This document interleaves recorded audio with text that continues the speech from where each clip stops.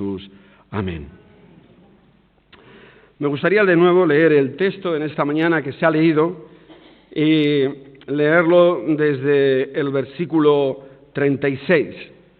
Así pues, Mateo capítulo 24, versículos 36 en adelante. Hoy estamos celebrando el primer domingo de Adviento y como ya se nos ha dicho y conocemos, Adviento es el tiempo de celebrar la venida del Señor. Una venida que es doble en un sentido, porque el Señor ya vino en la Navidad que conmemoramos en estos días, ese nacimiento humilde, igual que todos nosotros, igual que todos los hombres, el misterio de la encarnación del Dios hecho hombre. Y también la venida que esperamos, o sea, la segunda venida del Señor en gloria y majestad, esa venida escatológica que marca el tiempo presente en que el Espíritu y la Iglesia claman: ven, Señor Jesús. Dice así el texto de Mateo 24, versículos 36 en adelante. Dice: pero del día y de la noche, y de la hora, nadie sabe, ni aun los ángeles del cielo, ni el Hijo, sino solo mi Padre. Mas como en los días de Noé, así será la venida del Hijo del Hombre. Porque como en los días antes del diluvio estaban comiendo y bebiendo, casándose y dándose en casamiento, hasta el día en que Noé entró en el arca. Y no entendieron hasta que vino el diluvio y se los llevó a todos. Así será también la venida del Hijo del Hombre. Entonces estarán dos en el campo, el uno será tomado y el otro será dejado. Dos mujeres estarán moliendo en un molino, la una será tomada y la otra dejada. Velad, pues, porque no sabéis a qué hora ha de venir vuestro Señor. Pero sabed esto, que si el padre de familia supiese a qué hora el ladrón habría de venir, velaría y no dejaría minar su casa. Por tanto, también vosotros estad preparados, porque el Hijo del Hombre vendrá a la hora que no pensáis. Amén. Hasta aquí la palabra del Señor. Este domingo, como decía, celebramos el tiempo de Adviento, el primer domingo de Adviento. Y la llamada del primer domingo de Adviento es una llamada a estar vigilantes, a estar expectantes y vigilantes porque el Señor está cerca. Las primeras comunidades cristianas vivieron tiempos muy difíciles,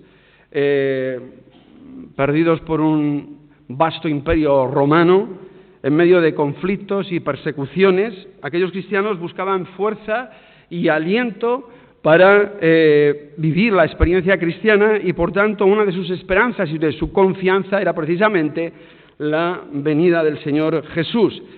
Y recordaban aquellas palabras del Señor que les decía: vigilad, vivid despiertos, tened los ojos abiertos, estad alertas. La pregunta que podríamos hacernos nosotros en esta mañana es si todavía esas palabras de Jesús tienen sentido y significado para nosotros en el día de hoy. La llamada a vivir despiertos.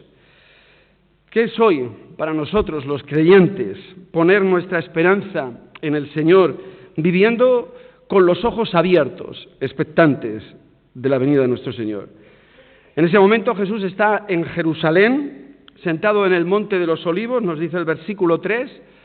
El Monte de los Olivos está enfrente de la ciudad de Jerusalén. Allí se encuentra el Señor. El Evangelio de Marcos nos dice que está con 4 de sus discípulos: Pedro, Santiago, Juan y Andrés. Y los ve preocupados por saber cuándo llegará el fin del tiempo. Y a él, por el contrario, le preocupa no tanto eso, sino cómo van a vivir ellos, precisamente sus seguidores, cuando ya no esté entre ellos. Por eso, una vez más, les descubre su inquietud. Velad, porque no sabéis la hora en que ha de venir el Señor. A nosotros también, preocupados también como estamos viviendo a la espera del Señor, Él también nos responde a través de este pasaje. Y por tanto me gustaría comentar con vosotros 3 cuestiones que creo que se desprenden precisamente de este tiempo de Adviento a la luz del texto que hemos leído. Y en primer lugar, Mateo nos invita a vivir el Adviento como una llamada a confiar y descansar en el Señor. Dice el texto que tenemos delante, el versículo 36, pero del día y la hora nadie sabe, ni aun los ángeles de los cielos. Dicen los manuscritos más antiguos, y en la versión de la palabra figura, ni el Hijo también, ni el Hijo, sino solo mi Padre. Desde los días de Jesús hasta nuestros días, la Iglesia ha vivido con expectación la promesa precisamente de la segunda venida de nuestro Señor Jesús. Por diferentes motivos, los cristianos siempre estuvieron expectantes. Unos porque veían morir a los creyentes, como era el caso de la iglesia de Tesalónica, y se preguntaban por aquellos que habían muerto. Otros porque eran víctimas precisamente de un imperio, el imperio romano, un imperio opresor que los perseguía, un imperio sanguinario en muchos de sus momentos históricos, y clamaban al Señor, como en el Apocalipsis: ¿hasta cuándo, Señor santo y verdadero, no juzgas y vengas nuestra sangre en los que moran en la tierra?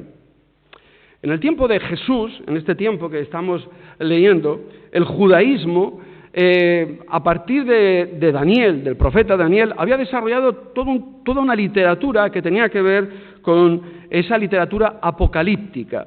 Una literatura que hablaba acerca de los últimos tiempos, de cómo iban a ser precisamente esos últimos tiempos que algunos esperaban y deseaban con ansiedad que sucedieran. Y ellos, a través de esas imágenes que se proyectan tanto en Daniel como vemos en algunos textos de los evangelios, como estos precisamente en los cuales estamos, o el libro del Apocalipsis, pues a través de esas imágenes lo que pretendían era mostrar precisamente que toda esta historia acabaría un día, y que esa historia que acabaría un día la acabaría nuestro Señor. Por tanto, había esperanza y tenían que vivir en esperanza y en expectación. Y a los discípulos, lanzan precisamente a Jesús esa pregunta y le dicen: ¿cuándo serán estas cosas y qué señal habrá de tu venida y del fin del siglo? Se nos dice en el versículo 3. Aunque las cosas han cambiado mucho, evidentemente desde entonces, y gracias a Dios vivimos tiempos de progreso, a pesar de todo ello, la Iglesia sigue haciéndose la misma pregunta. Lo que pasa es que la Iglesia es grande, es universal, y por tanto diríamos que hay una Iglesia que es la Iglesia de Occidente, donde vivimos nosotros, una Iglesia que vive en libertad, en paz, que tiene derechos, obligaciones, y que por tanto diríamos que es una Iglesia que vive tranquila. Podría ser asimilada a la Iglesia de Tesalónica, pero ven morir a los suyos, el tiempo no llega, y de alguna manera, pues al igual que ellos, podemos volvernos ociosos, en esa expectación. Algunos de ellos hasta dejaron de trabajar, etcétera, etcétera. Pero también hay otra iglesia en nuestro tiempo que es una iglesia que sufre, que es una iglesia perseguida. En otras latitudes de nuestro mundo es una iglesia que vive la tensión como la vivían los hermanos en la época del Apocalipsis, en la época que se nos narra en el libro del Apocalipsis, y que se preguntan también ellos: ¿hasta cuándo, Señor, va a durar esta sangría? ¿Hasta cuándo, Señor, va a durar nuestro sufrimiento? Pero fijaros, la respuesta de Jesús, tanto ayer como hoy, la respuesta de Jesús es la misma. Y es: en cuanto al día y la hora, nadie sabe nada, dice el texto, ni los ángeles del cielo. Y decía, y en los manuscritos más antiguos dice, ni el Hijo lo sabe. Solamente el Padre lo sabe. Y es tan radical la afirmación que ni siquiera los ángeles ni el mismo Hijo saben el día y la hora en que vendrá el Señor Jesús, que entiendo que esto nos debe llevar a la conclusión de que no es un tema, el de la escatología y el de cuándo vendrá el Señor, no es un tema para los ociosos, o sea, para los que no tienen otra cosa que hacer, ni es un tema para la especulación sobre los tiempos, ni las imágenes, sino que es un tiempo para confiar y descansar en Dios. Por un lado nos llama a confiar en el Señor, pues el futuro está en sus manos, lo cual debería significar para nosotros una buena noticia. Solamente lo sabe el Padre, y por lo tanto debiera de ser una buena noticia, porque podríamos decir, porque estamos en las mejores manos posibles, que son las manos de nuestro Padre Celestial. Pero también es un llamado, decía, a descansar en Dios. ¿Y a descansar por qué? Pues a descansar porque el futuro es prometedor, más allá de todas esas imágenes, porque sabéis que Dios sigue trabajando con la humanidad, porque Dios sigue preocupado por los hombres y las mujeres. Por eso dirá el apóstol que Dios no retarda su promesa, como algunos la tienen por tardanza, sino que es paciente para con todos, no queriendo que nadie se pierda. Por tanto, estamos en las manos de un buen Dios. El Señor es el Padre de Jesús.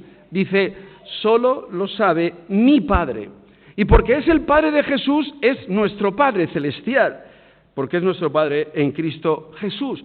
Por tanto, de nuevo, estamos en las mejores manos posibles, porque como dijo Jesús, ningún padre quiere nada malo para sus hijos. Por tanto, si ningún padre quiere nada malo para sus hijos, cuánto más nuestro Padre celestial quiere cosas buenas para ti y para mí. Una y otra vez Jesús tuvo que sortear precisamente la pregunta de sus discípulos: ¿cuándo serán estas cosas? ¿Y qué señal habrá antes de tu venida y del fin del siglo? Recordad, los discípulos, después de aquel seminario de 40 días sobre el reino de los cielos, le preguntan a Jesús: ¿restaurarás el reino de Israel en este tiempo? Y sabemos la respuesta, ¿verdad?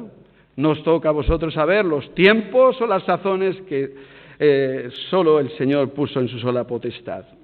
Por tanto, Adviento no es la respuesta al cuándo vendrá el Señor Jesús por segunda vez. Adviento es la certeza de que el Señor vendrá por segunda vez. Y una certeza que nos debe de llevar a confiar y descansar en nuestro Padre Celestial, que quiere lo mejor para nosotros. Adviento no debe de significar la pesadumbre del Apocalipsis, miedo, temor, sangre. No. Son imágenes, solo imágenes, que nos deben de llevar a la convicción de que el final de la humanidad está en las mejores manos posibles, que es en las manos del Dios bondadoso y misericordioso, del Dios de Jesús, Padre de nuestro Señor y Padre también de todos los que hemos creído en Él. Fijaros, en el primer advenimiento, todas las expectativas que habían sobre el Mesías se frustraron. Todas las expectativas que habían sobre el Mesías se frustraron, porque unos esperaban a un guerrero, a uno que se haría rey, otros esperaban a un ser celestial, inhumano, pero resulta que vino un niño, y cuando el niño dice creció, dedicó sus días, ¿a qué? A conversar con las personas, a atender sus dolores, a curar sus heridas, a elevar su oración por los incrédulos y a bendecir a los pobres y a los débiles. Y para desazón de algunos, juzgó muy poco o nada, y amó mucho. Y para confusión de otros, no forzó a nadie a seguirlo, pero invitó a todos y a todas a seguirle a él. En segundo lugar, Adviento es una llamada a velar activamente. Desde los versículos 37 al 43, dice el versículo 42, velad pues, porque no sabéis a qué hora ha de venir vuestro Señor. Puesto que nadie sabe ni el día ni la hora a la que va a venir el Señor, lo que nos queda es, pues, velar. Pero hay una pregunta: ¿qué significa velar? ¿Y cómo debemos velar? Bueno, me gustaría contestar a esta cuestión un poquito también más adelante. Pero creo que la mejor respuesta es observar la vida de Jesús. Porque tenemos muchas imágenes de lo que entendemos nosotros que debe de ser velar. Pero creo que hay una pregunta que nos debemos hacer, puesto que somos discípulos del Maestro, y es: ¿cómo veló Jesús? Porque si es nuestro Maestro, a Él debemos seguir e imitar. Pero Jesús pone dos ilustraciones que tienen que ver precisamente con el tiempo de Noé y con aquellas parejas de hombres y de mujeres de las cuales Él va a mostrar su enseñanza principal. Fijaros, el primer colectivo, el primer grupo, Es lo que sucedió en el tiempo de Noé. Y el énfasis está puesto en el estilo de vida de aquella generación. Y dice que aquella generación, estaban comiendo y bebiendo, casándose y dándose en casamiento hasta el día en que Noé entró en el arca, y no entendieron hasta que vino el diluvio y se los llevó a todos. Así será también la venida del Hijo del Hombre. Pero claro, hay una cuestión que no sé si os la habéis planteado en alguna ocasión, pero evidentemente lo que aquí describe Jesús no habla ni de pecados de aquella generación, ni de perversiones de aquella generación, sino que habla de cosas normales, de lo que se espera de nosotros, de los hombres, de ti y de mí, que es, comer, necesitamos beber, nos casamos y nos damos en casamiento. Diríamos que no hay nada malo en esto, no hay nada malo en esto. ¿Qué es y cuál es el problema que pretende describir o que describe Jesús? Bueno, creo que el problema que describe Jesús es que ante la tardanza del Adviento,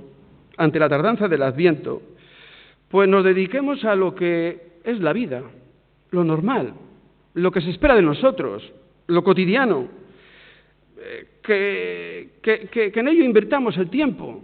Pero claro, el problema es que cuando nos dedicamos a lo normal y nos olvidamos de lo trascendental, cuando entramos en la rutina de la vida y del día a día y nos olvidemos de Dios, pues entonces nos pasa lo que aquella generación, que los afanes de la vida pueden llevarnos a aburguesarnos, olvidarnos del Señor, que todo empieza a ser tan normal que ya ni siquiera nos haga falta Dios mismo. Y vivimos como si Dios no existiese, aunque hablemos mucho de Dios,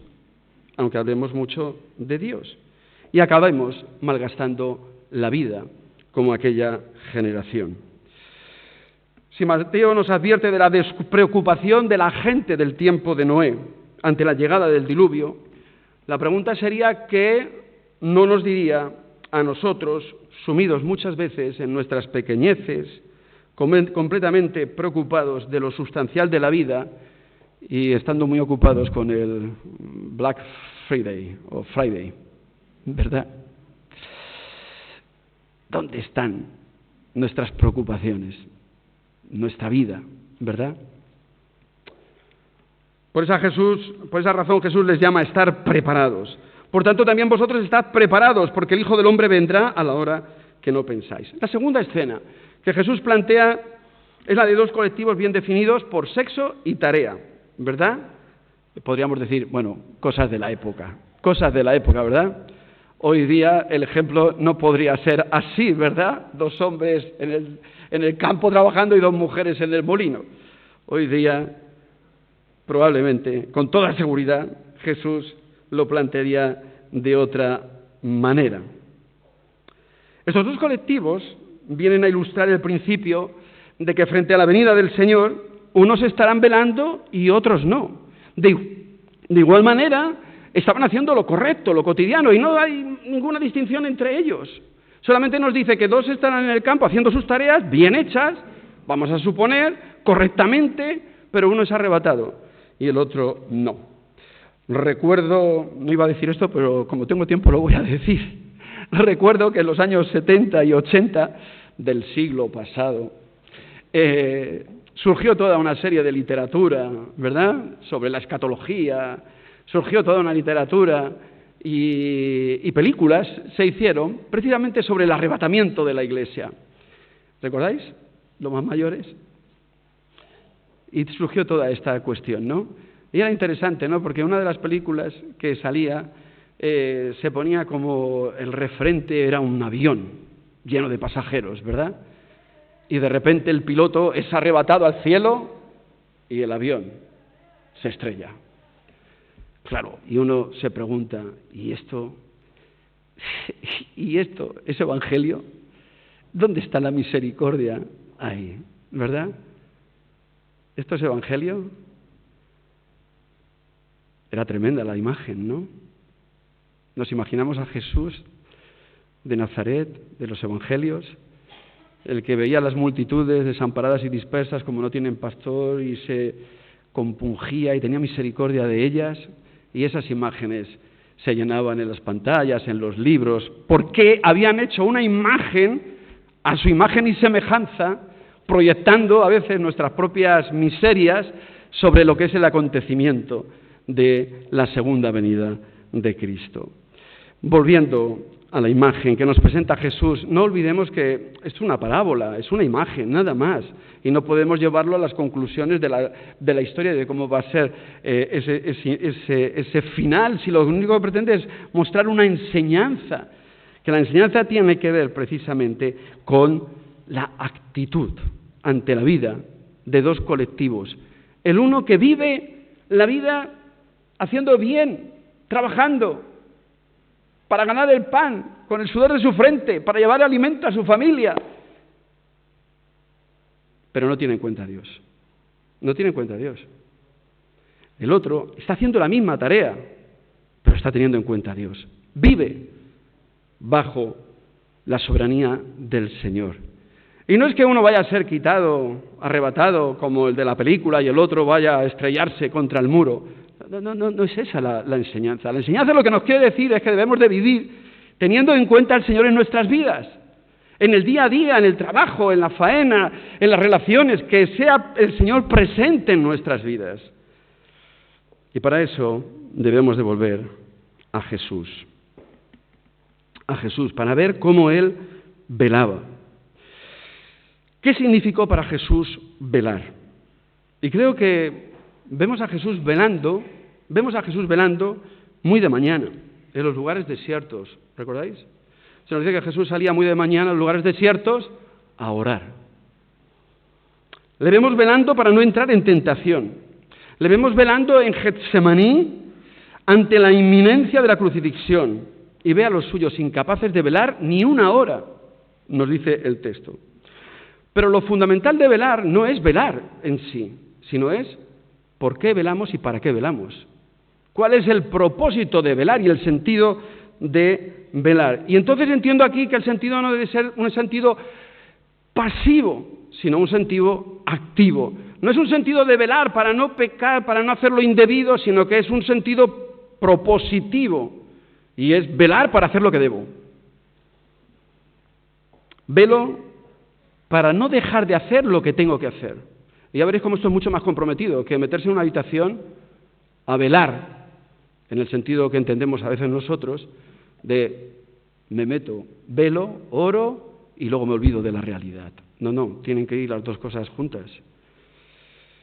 Velo para no dejar de hacer lo que tengo que hacer, velo para no dejarme seducir por cantos de sirena, velo para hacer lo correcto, velo para seguir trabajando por hacer un mundo mejor, velo para seguir lavando los pies de mis hermanos, velo para seguir trabajando en la iglesia, velo para no ser un miembro pasivo, sino activo, velo para ser testigo de Jesús en medio de esta generación, velo para hacer todo lo que me corresponde, todo lo que me toca. Jesús veló para hacer la voluntad del Padre, veló para no sucumbir precisamente ante los cantos de sirena que le querían hacer rey. Veló para no sucumbir ante la tentación de enviar fuego del cielo sobre las ciudades de Samaria, como le pedían Jacobo y Juan. Veló para no ceder ante el chantaje emocional de su propia familia, pidiéndole desistir de su misión. Fueron la madre y los hermanos para pedirle que saliera de aquella casa y volviera a la suya. Veló para no ceder ante los miedos y temores que surgían ante lo desconocido de la cruz. Y veló toda la noche. Pero Jesús veló cumpliendo fundamentalmente con su vocación y su llamamiento. Veló para ir al encuentro de los más necesitados, ofreciéndose a ellos. Veló para sanar a los enfermos, exponiéndose a la enfermedad. Veló por las multitudes, dándoles de comer y enseñándoles acerca del reino de Dios. Y veló por sus discípulos en todo momento y en toda circunstancia. Velar activamente. Velar, por tanto, no es una actitud pasiva, sino activa. Es estar dispuesto a que el Espíritu de Jesús sea el que nos mueva a nosotros, a nuestro ser interior y a vivir el día a día haciendo la voluntad de Dios. Por último, Adviento es una llamada a estar preparados.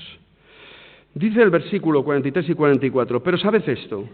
Que si el padre de familia supiese a qué hora el ladrón habría de venir, velaría y no dejaría minar su casa. Por tanto, también vosotros estad preparados, porque el Hijo del Hombre vendrá a la hora que no pensáis.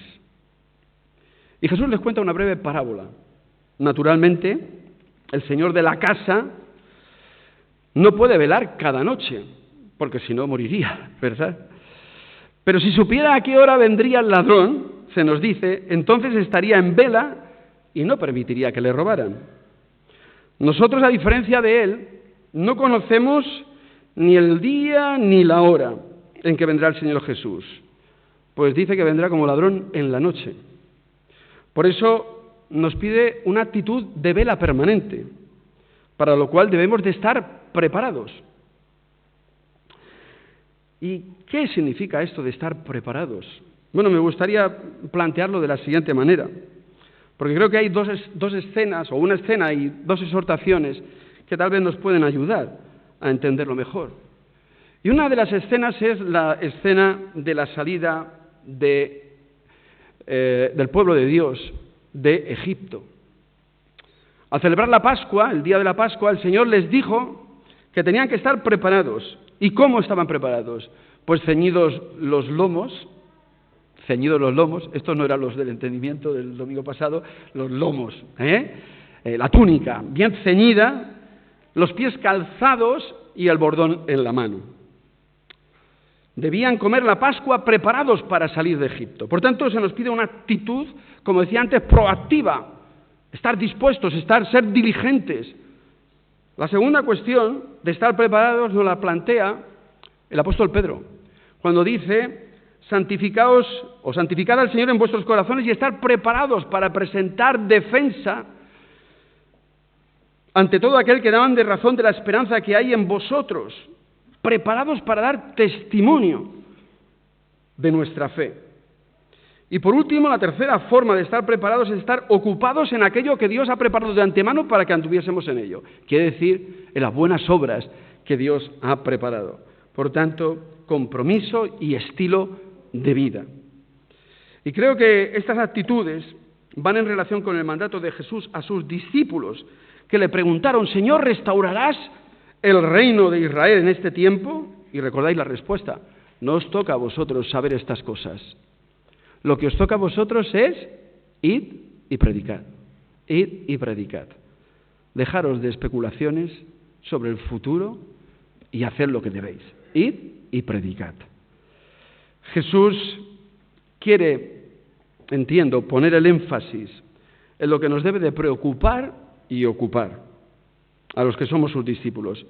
No el día ni la hora, que jamás sabremos. Se habla de señales, etcétera, pero que jamás sabremos.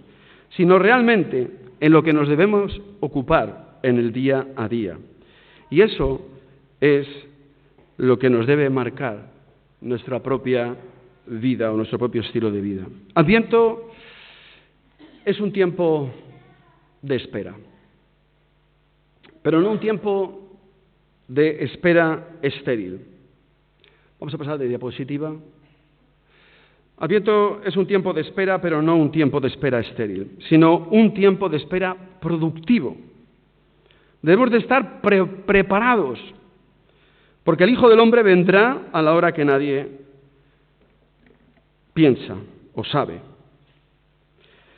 El tiempo de Adviento debe ser una invitación, por tanto, a confiar y descansar, como hemos visto, en el Señor, en nuestro Dios y Padre, porque estamos en las mejores manos, que es las manos de nuestro Padre Celestial, el Padre de Jesús.